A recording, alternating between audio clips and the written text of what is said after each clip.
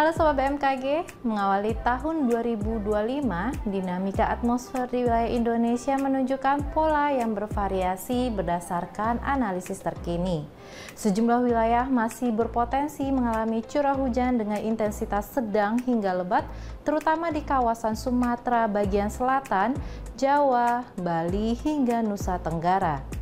Kondisi ini dipengaruhi oleh monsun Asia yang aktif serta aktivitas gelombang atmosfer seperti gelombang Kelvin dan Rossby ekuatorial di beberapa wilayah.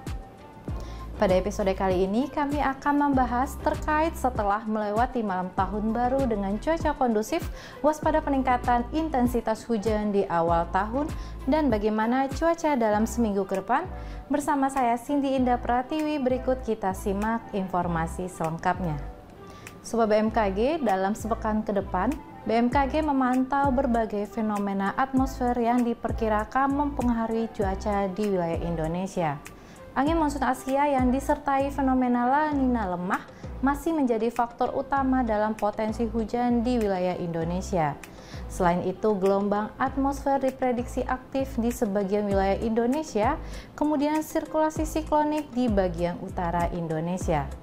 Sementara sirkulasi siklonik masih terpantau di Samudra Hindia Barat Aceh, Laut Natuna Utara, dan Samudra Pasifik Utara Maluku Utara dapat membentuk daerah konvergensi di sekitar wilayah tersebut, serta membentuk daerah pertemuan angin atau konfluensi di Sumatera bagian utara, dari Laut Cina Selatan Timur Vietnam hingga Laut Natuna, dan di Samudra Pasifik Utara Maluku Utara.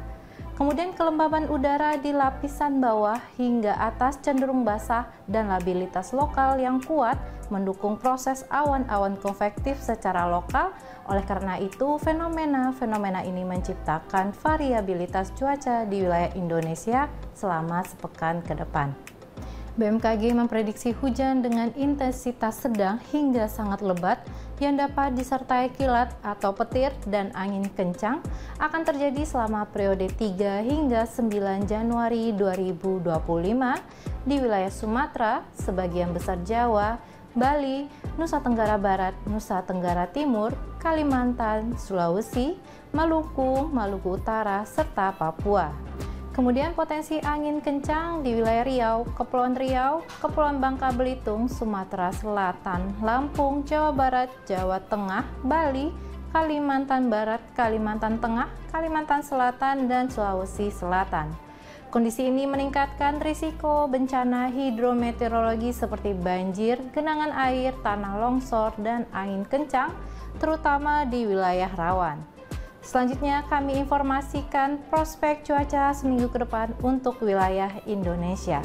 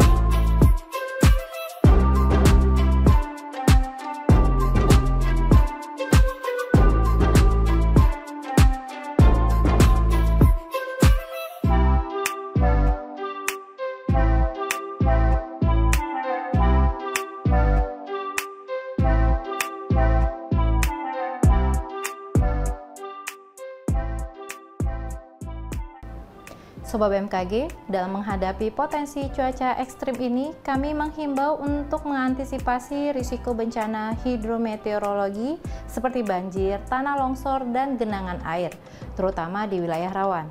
Membersihkan saluran air dan lingkungan sekitar untuk mengurangi risiko banjir, menghindari aktivitas di wilayah rawan bencana, serta mempersiapkan perlengkapan darurat, memantau informasi cuaca terkini melalui kanal resmi BMKG seperti situs web www.bmkg.go.id, media sosial @info-bmkg, atau aplikasi Info BMKG. Demikian informasi yang dapat kami sampaikan. Tetap tenang dan siaga menghadapi perubahan cuaca ekstrim, serta pahami langkah evakuasi jika diperlukan.